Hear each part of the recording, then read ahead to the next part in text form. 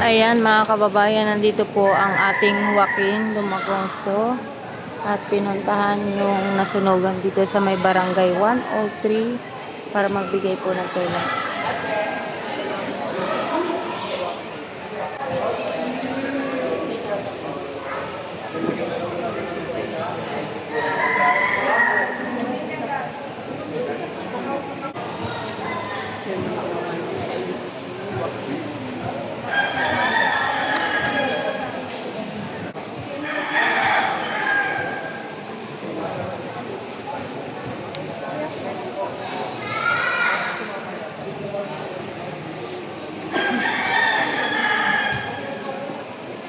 Hindi naman ako mamaya.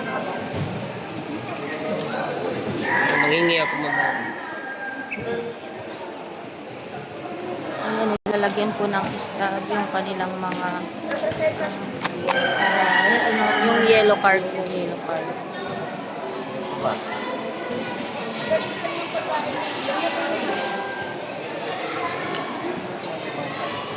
Sa sobrang busy po ni Yorme ngayon, bali anak. Ilan po ko dito bilang polisinal po, pero bilang isang sa baka matagal na po si Yorme, kaya dunahan ko na po siya, baka pwede na po ibigay at maibigay yung tulong po sa inyong mga nasunugan. Pagpili lang po sa akin para makapag-umpisa na po kayo na pwede yung mga bilan. Kaya sana po, everything will be okay. Matulungan po kayo. Kaya, salamat po. Salamat po, may salamat po. Mabuti na lang po, isang Muslim.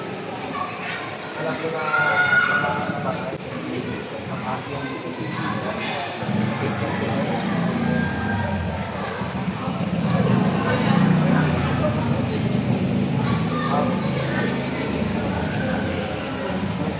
Ay na lang po mga po. Representative na po.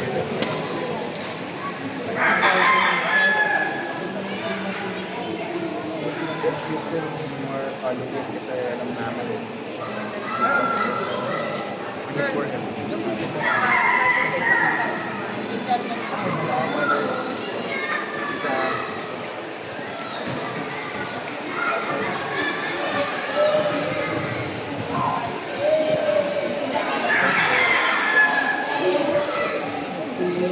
Ayun. Chairman mag-receive.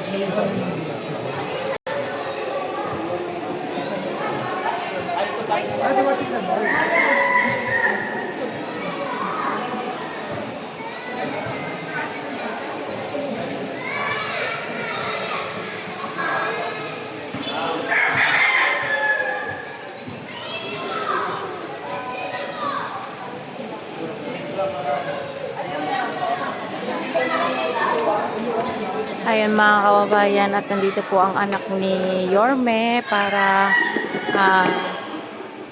magbigay ng tulong kasi nga hindi nga po makarating po ang ating Yorme kasi sa sobrang busy po is naging representa na lang po ang kanyang anak para may paabot yung tulong sa mga taga-distrito sa District 1, Barangay 103. Ayan.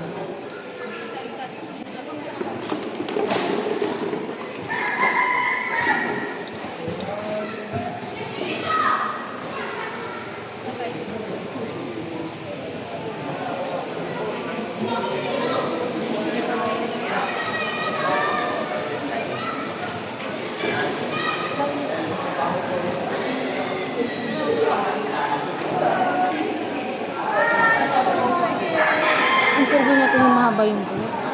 Parang feeling ko. Ano po masasabi niyo po na tinulungan kayo ng ating konsehal Joaquin Dumagoso? Nagpapasalamat po kami sa kanya. Tinulungan po nila kami. Wala talaga po. Ano po bang dahilan ng sunog, ma'am? Hindi po namin maano kasi pulog po yung sarang. Kailan po nangyari? Nagabi po. Salamat, ma'am.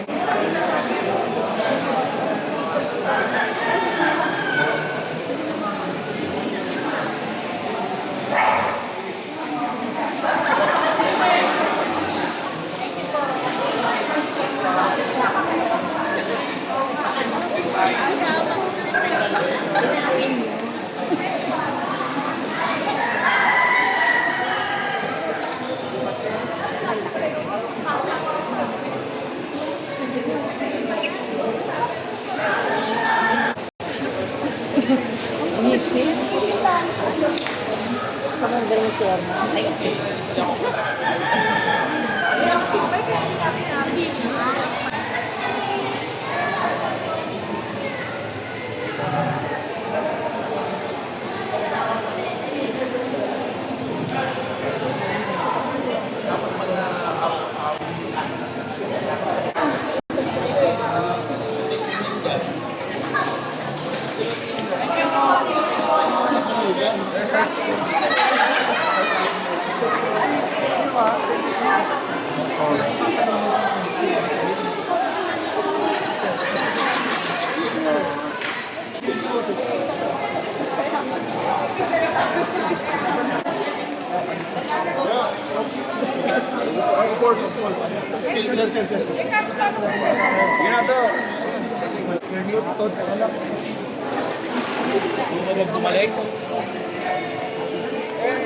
Kami mismo ko eh.